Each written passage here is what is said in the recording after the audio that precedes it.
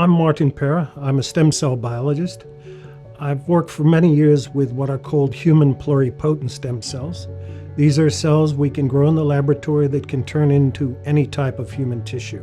I always say that science is another creative profession. My wife is a very well-known landscape painter. There are a lot of similarities in how we approach things. Biology is a very visual science. We're constantly trying to understand how structure relates to function, whether it be at the molecular level, how a particular protein is configured, or how organ functions, or how a cell functions. In a recent study from my lab, we exploited genetic diversity to help us understand disease. We use models of disease that are made from human cells. We also use models of disease that are made from mouse cells and mice, because sometimes it's important to understand how what we see in the dish in the laboratory relates to how it plays out in the whole organism as the organism develops and ages. In this study, we looked at a gene that causes a severe form of autism called DYRK1A. And like other genes that cause autism, this gene disrupts brain development.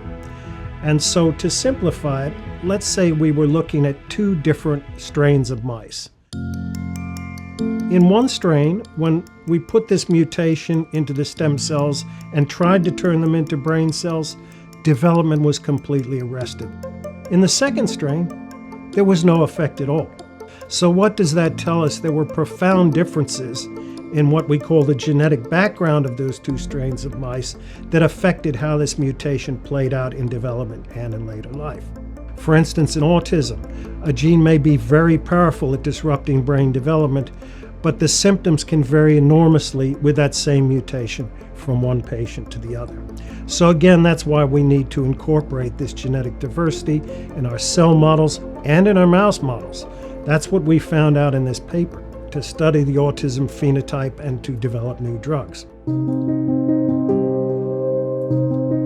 Nowadays, as we come to understand these developmental disorders better, we can intervene even in early life, because remember, the human brain continues to develop well into the teens and early 20s. And we can interfere and correct whatever defects are there and hopefully restore some degree of normal function. So there's a whole range of possibilities now that go well beyond supportive care to a point where we can really intervene and hope for genuine functional improvement, genuine correction of the underlying disorder. And that's a new and fantastic possibility.